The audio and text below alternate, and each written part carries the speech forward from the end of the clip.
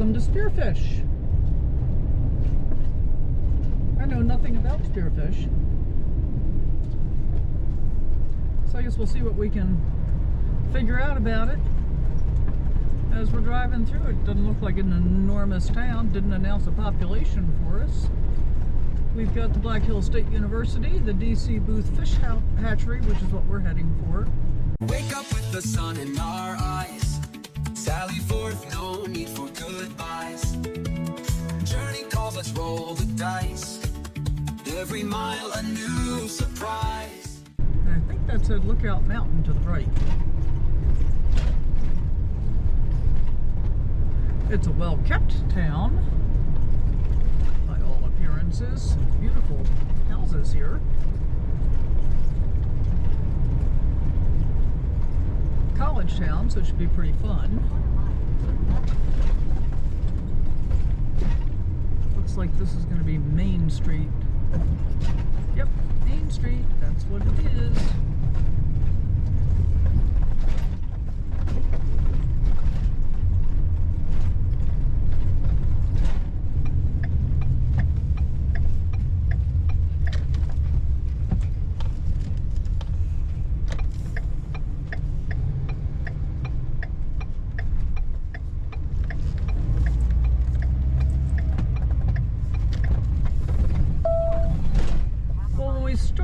This morning, Google said that our route was going to include like 2.8 miles of dirt roads,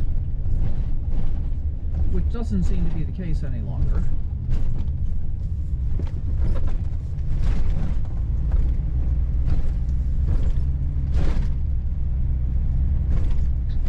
City Park Campground. Well, I wonder what that's about. I think it's a paid campground here. I think I looked it up before.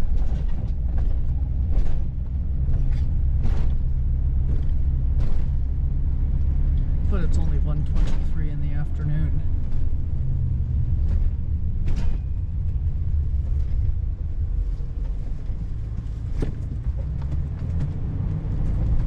Caution, watch for backing traffic.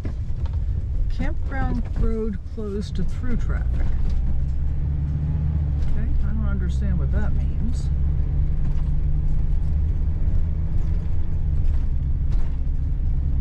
We're on a priority snow route. In Baltimore, those were called snow emergency routes.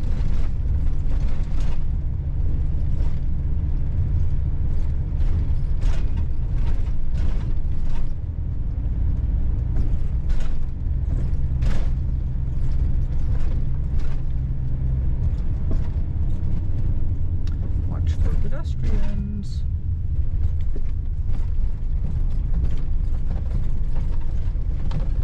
Historic Fish Hatchery, free family attraction.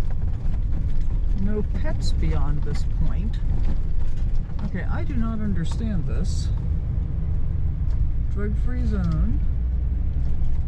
I wonder where there's a trailer over there, but it looks like they're there permanently.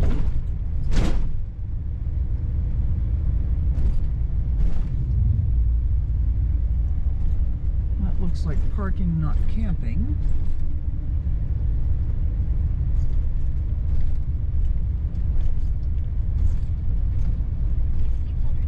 Turn right on Hatchery Circle. Trail crossing. Oops. So I guess we're parking here. Now here we are at the historic DC Booth Fish Hatchery. Oh yeah, look at them. Look at the size. Ooh, that's a hot railing. Look at the size of all those fish. Babies. None of them are keepers. I don't know, we've eaten them that size. Huh? We've eaten them that size. They're like over a foot. They don't look like it. Maybe if you had an ironing board and iron it, put some weights in the tail. Oh, information. Fish food, we have tours. Pawn Shop Museum, rail car. Between Grant, today's, this is the one. This side, the other side, they were, looked like they were tiny. But this side, yeah, they look like speckled trout. Yep.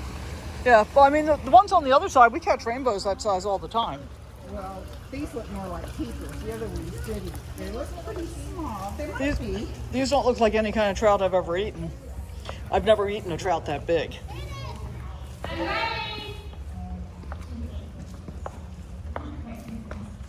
Yep, they're rainbow trouts. Oh, some of here snake riggers. Yeah. Oh, man. That's a rainbow right there. Uh-huh. Yep. Take that trout. It's ready for some bacon grease. A little bit of Louisiana hot sauce. That's some good sized trout. Yep. Sure is. So 1871 was the nation's first conservation agency. The U.S. Commission of Fish and Fisheries was established, which is the foundation of the National Fish Hatchery System, which is now administered by the Fish and Aquatic Conservation Program of the U.S. Fish and Wildlife Service. And it was developed in an effort to provide better food fishing. From 1881 to 1939, specially modified rail cars were used to transport fish from hatcheries to streams, rivers, and lakes across the nation. And we are here to see fish car number 3. It was an important food source for a nation at war. Mrs. Eveline Spencer says, "Eat more fish for your health's sake. Get acquainted with cheaper kinds and use more of them. Use smoked and salt fish for breakfast. Use frozen fish when fresh fish is scarce or out of season." Boy, that's hard to read. Use more shellfish. America produces finest in the world. Separate fish from Friday. Make Tuesday a fish day as well. Ask us for a recipe book. And here's a recipe. Oh yeah, and let's get the recipe. Poached fillets of carp in curry. Huh. You know, that could be good with some of that cod I've got too. Yeah. Maybe we make cod curry. So today it's a science project. Yeah. And of course it's not just fish. It's frogs and dragonflies and all kinds of other stuff. There's fish car number 3. We're going to check it out. Isn't this lovely? The Conservation Archives. Historic National Fish Hatchery and Archives. Spearfish, South Dakota. Wow, it gets warm when you get back out in the sun, doesn't it? So, I wonder if you have to be on a tour in order to go in the house. I wonder. Guess we're going to find out. Yeah. I'm not going to pay. Don't cut that out. It's that cheap-ass person you're traveling with that doesn't want to pay. Well, I'm the one that never wants to pay. Hey, come on. But we can come up here and take a look. Yeah. Beautiful setting here. I know. Private residence. Mm-hmm. I could live there. I could too. Compared to what we live in, that would be like a mansion, wouldn't it? Yep. And it's got room for RV parking. You could invite the friends. It says free tours. It says open. Okay.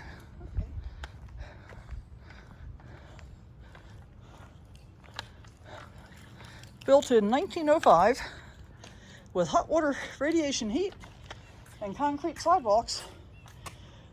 Was one of the most modern residences in Spearfish when it was built.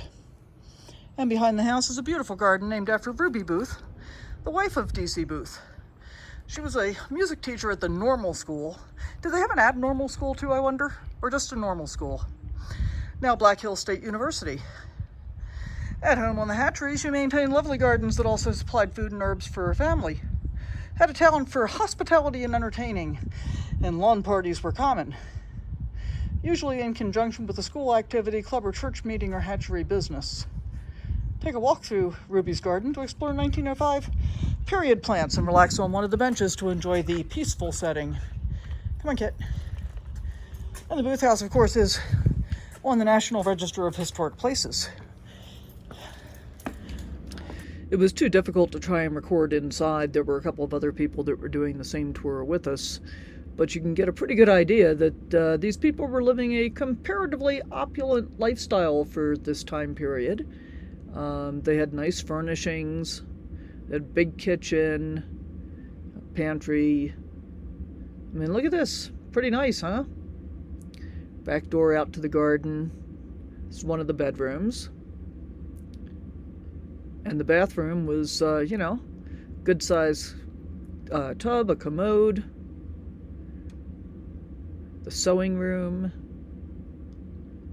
This is probably the master bedroom. And then another bedroom.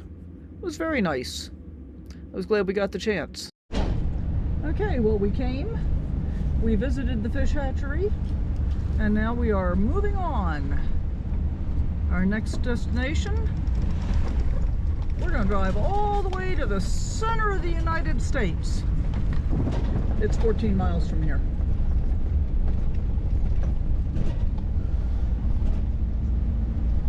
Fish hatchery was very cool. Nice little pocket park over there to the right. This is a whole nice park area. They had a campground and everything. And the fish hatchery was very cool. They had little fish and big fish. They had a gift store. They gave tours of the superintendent's house and fish car number 3. So that was all very cool.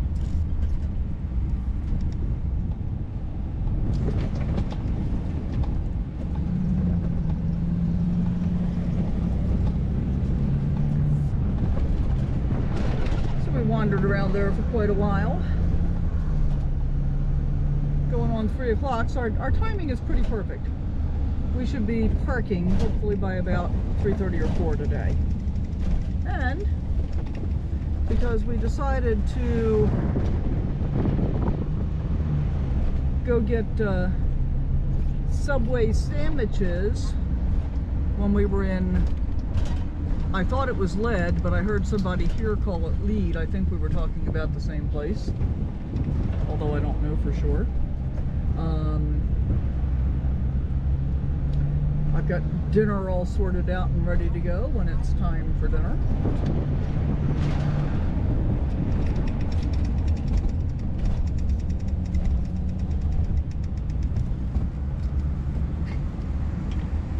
I don't usually drive with the windows down at all, but I gotta say,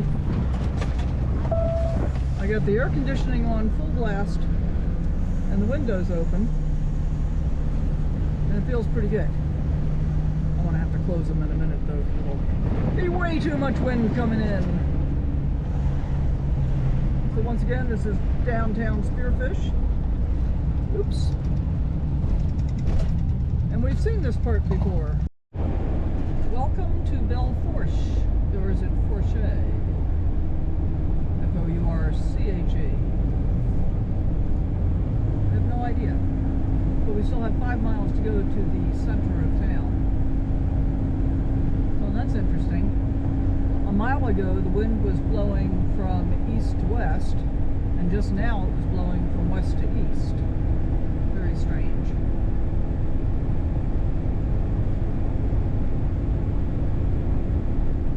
Sure is pretty.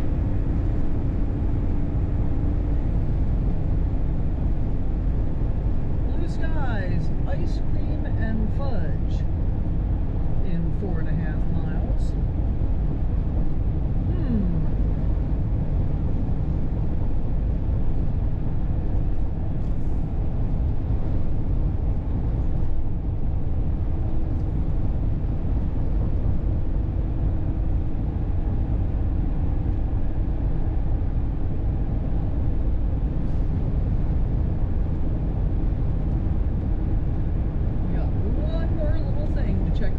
list here when we get to the center of the United States. I've also been to the center of the world. That's located near Winter Haven, California, at least according to the guys who erected the pyramid and put in the gift shop and the other weird things there. And I've been to the geographical center of the contiguous United States, near Lebanon, Kansas. And I've been to the northernmost, the northeasternmost, and the easternmost points in the United States that you can drive to. And I've been to the southeasternmost point and southernmost point in the contiguous United States that you can drive to, as well as the southwesternmost point. And by the end of this travel season, before I get back south to Arizona, I will have also been to the northwesternmost point, working on finishing up my Geographical Extremes tour. Belle Fourche boasts a population of 5,617.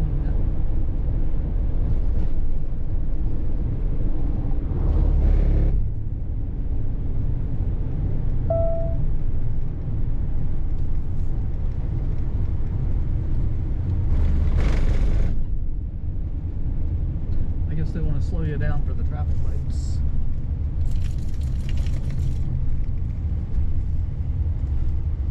Nation Center Monument, straight ahead.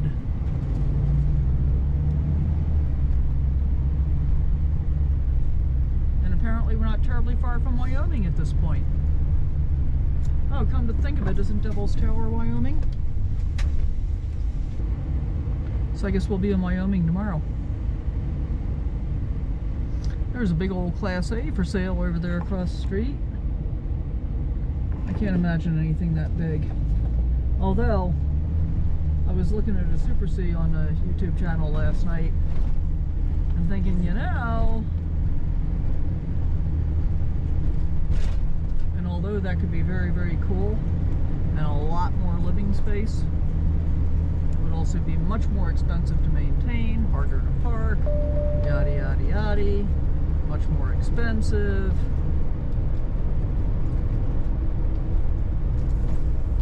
I don't see that in my future.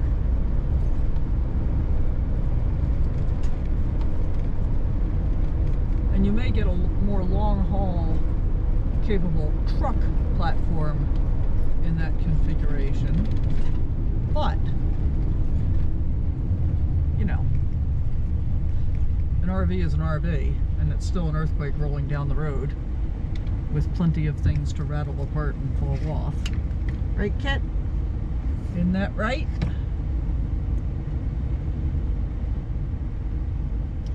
Alright, well, we still got 1.5 miles to go. So I don't think I'm going to show you all of the exurban sprawl here in Belle Fourche. The Butte City Courthouse over there is pretty cool looking.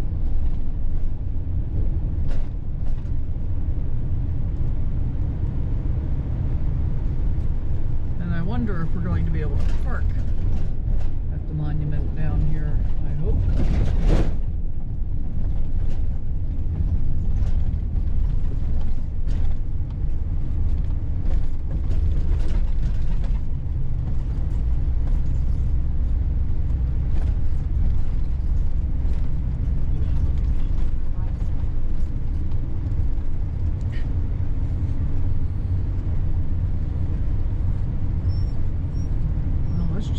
Okay.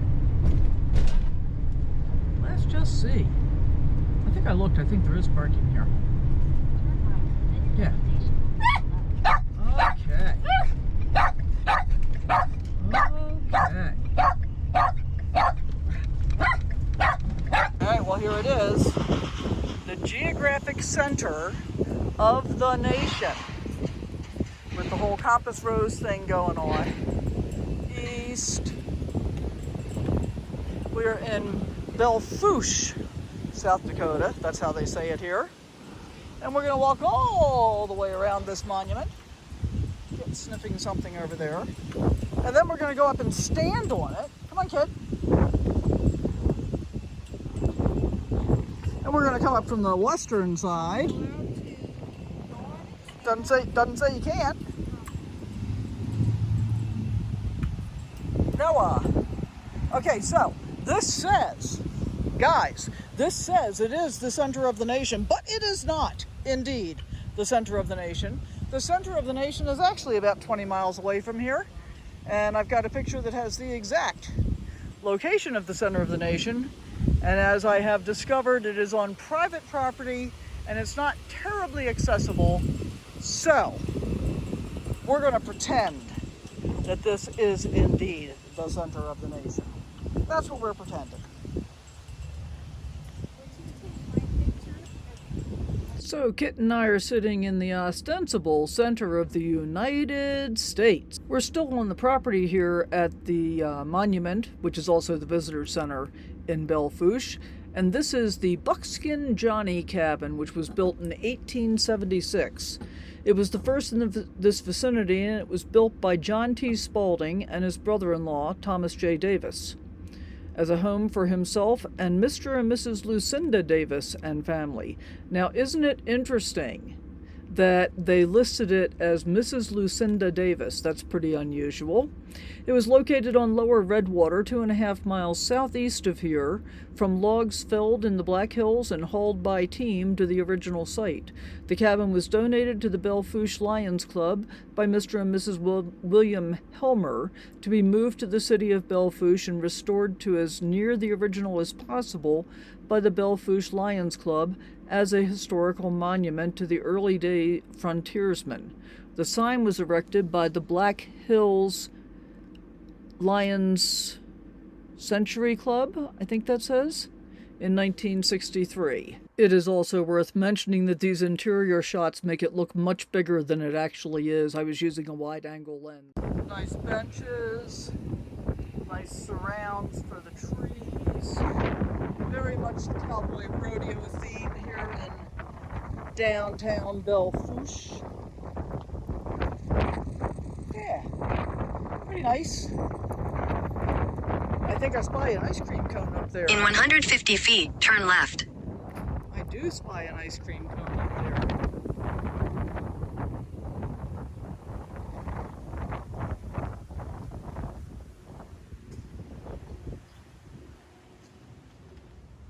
Through alley to the east side of the building. We're almost there.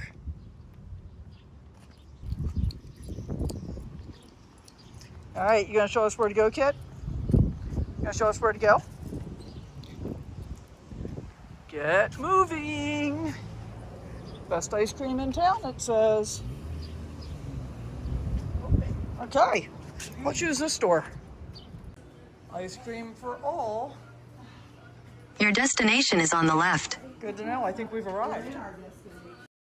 So we are all finished here at the not quite center of the U.S. We did, however, explore the museum and we saw the monument and we visited the Buckskin Johnny cabin.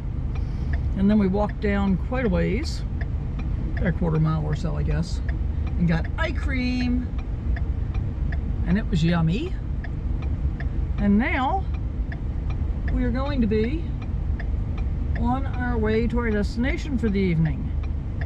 If only we can get the traffic to cooperate. All right, 4 more cars and we should be able to get out of here.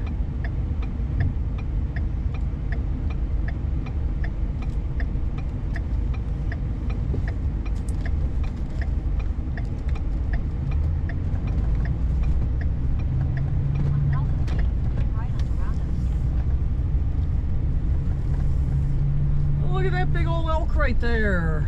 Right there, right there. With a wreath around his neck. That's kind of cute.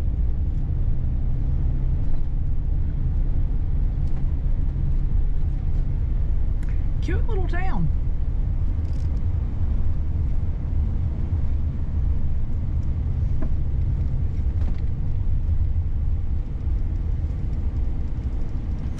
There is a Riverwalk here. Perhaps we'll check that out when it cools down a little more. Pete's Clothing and Hodge Bootery. And we've got Dakota Mill and Grain across the street on the right.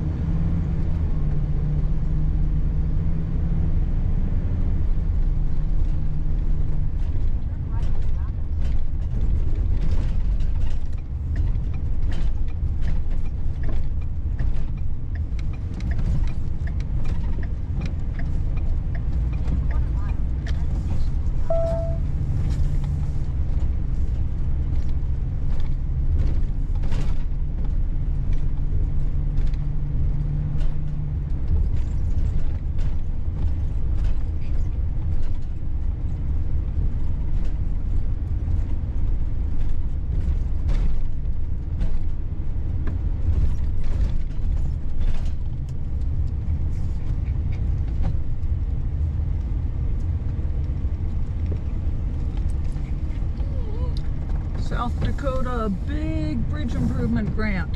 Okie dokie.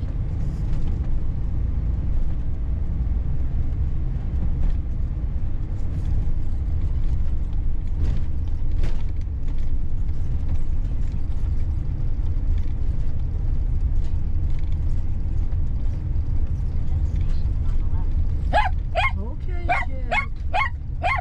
Okay. Wake up with the sun in our eyes. Sally forth, no need for goodbye.